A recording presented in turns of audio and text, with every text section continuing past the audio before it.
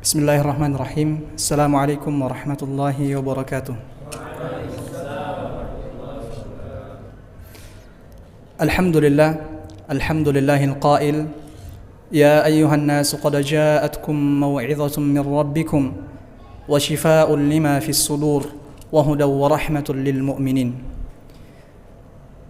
Allahumma salli ala Muhammad wa ala ali Muhammad كما صليت على إبراهيم وعلى آل إبراهيم في العالمين إنك حميد مجيد رب اشرح لي صدري ويسر لي أمري واحلل عقدة من لساني يفقه قولي سبحانك لا علم لنا إلا ما علمتنا إنك أنت العليم الحكيم أما بعد جماعة صلاة تراويح الصائمين والصائمات rahimani wa rahimakumullah. Di awal Al-Faqir mengajak kepada diri sendiri dan kita semua di malam yang ke-11 pada bulan Ramadan ini untuk mari sama-sama kita tajdidun niyah, memperbaharui niat kita kembali, karena yang membuat kita konsisten di dalam menjalankan amal-amal salih, ibadah-ibadah di dalam bulan Ramadan, ya, sehingga ibadah-ibadah yang kita lakukan itu di atas rata-rata adalah tidak ada yang lain kecuali niat kita. Innamal a'malu binniyat. Bersalawat kepada Rasulullah sallallahu alaihi wasallam beserta para keluarganya, sahabat-sahabatnya, dan mudah-mudahan kita umatnya yang mendapatkan syafaatnya di yaumil qiyamah. Amin ya rabbal alamin. Ikhwatal iman, a'azzani Allah wa iyyakum jami'an. Ketika kita melakukan amal-amal ibadah pada bulan Ramadan ataupun di luar Ramadan, dan ketika kita ditanya kenapa kita melakukan ibadah tersebut, tentu jawabannya karena kita ingin mendapatkan ridha dari Allah Subhanahu wa taala, karena kita cinta kepada Allah Subhanahu wa taala. Lalu apa tolak ukur cinta kita kepada Allah Subhanahu wa taala? Inilah yang akan menjadi topik pembahasan kultum kita pada malam hari ini. Di awal Al-Faqir membacakan sebuah ayat di dalam surah Yunus. Ya ayyuhan nas qad ja'atkum mau'izah.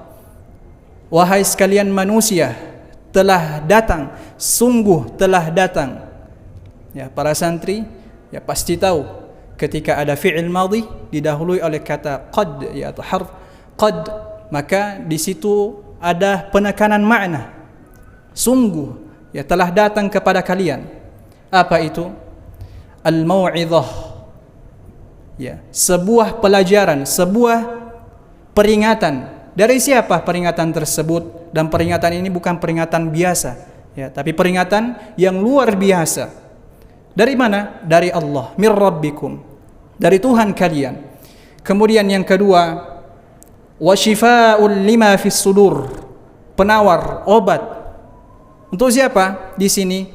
Ya, di sini syifa Al-Qur'an disebutkan secara khusus, ya, obat bagi hati, meskipun di ayat-ayat yang lain disebutkan wa nunazzilu minal qur'ani ma huwa syifa secara umum, karena Al-Qur'an bukan hanya obat, bukan hanya penawar bagi hati kita ketika kita mengalami gundah gulana, tapi juga obat bagi, ya, jasmani kita. Kemudian yang ketiga, Allah Subhanahu wa taala menyebutkan wahudan, ya, petunjuk. Kemudian yang keempat, wa rahmatun lil mu'minin, dan juga rahmat bagi orang-orang yang beriman. Kesemuanya ini, ya, mau'izah, syifa, kemudian hudan dan juga rahmah hanya untuk orang-orang yang beriman. Maka Allah Subhanahu wa taala mengajak kepada seluruh manusia untuk mengenal, ya, untuk kembali mengingat bahwasanya mukjizat yang terakhir yang Allah turunkan kepada manusia adalah satu-satunya mukjizat yang bisa dirasakan oleh manusia sampai hari kiamat. Ya.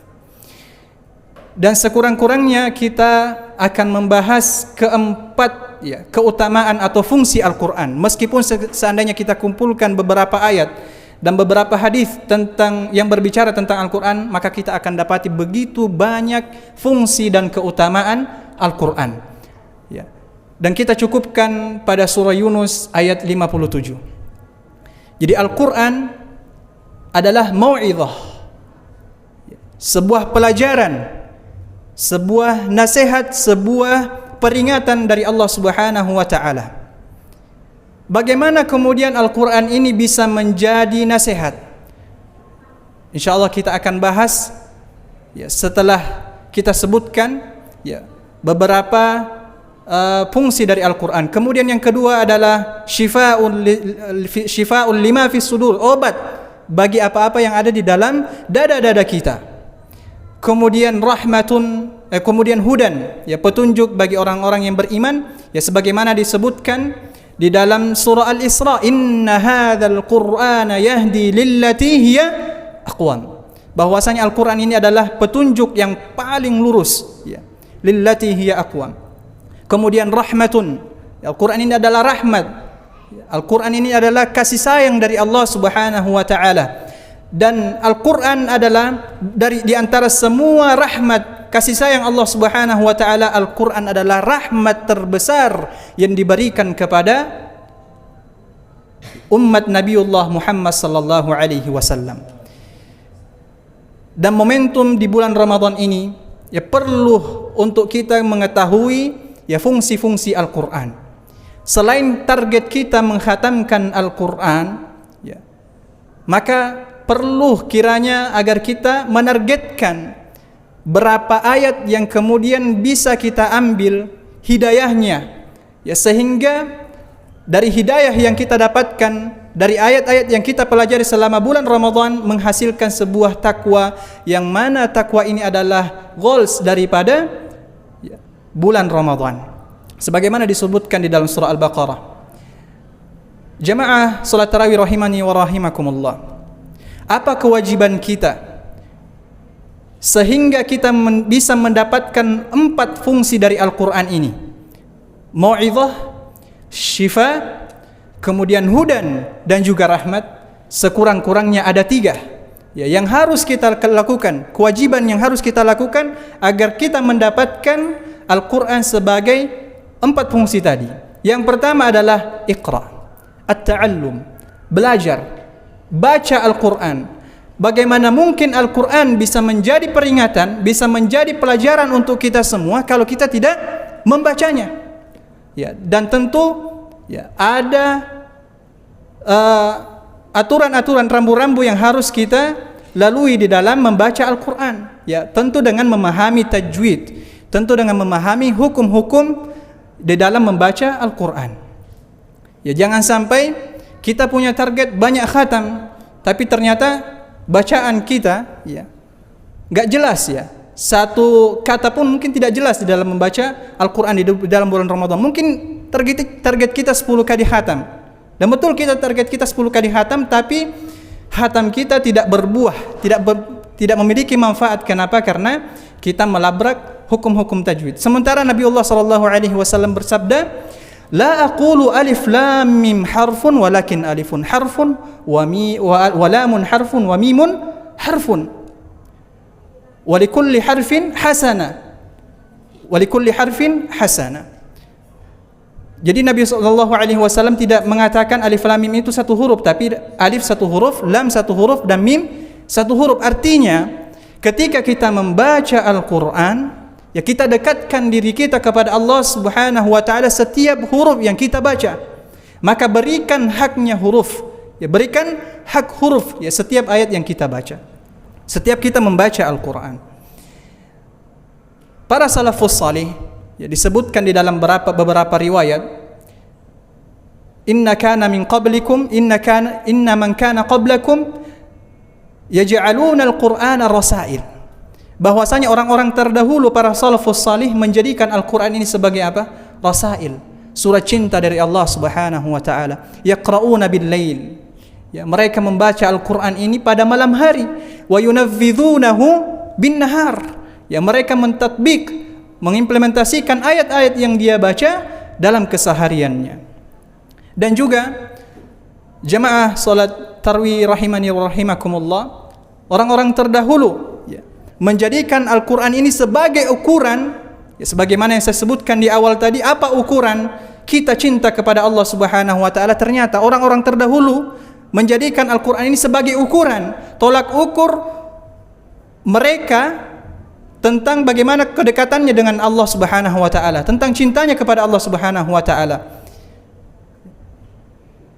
Man yurid an ya'lama, jadi disebutkan di dalam riwayat, man yurid an ya'lama annahu yuhibbullah, ya barang siapa yang ingin mengetahui bahwasanya dia cinta kepada Allah Subhanahu wa taala, faly'arid nafsahu 'ala al-Qur'an, maka hendaklah kalian berikan kepadanya Al-Qur'an.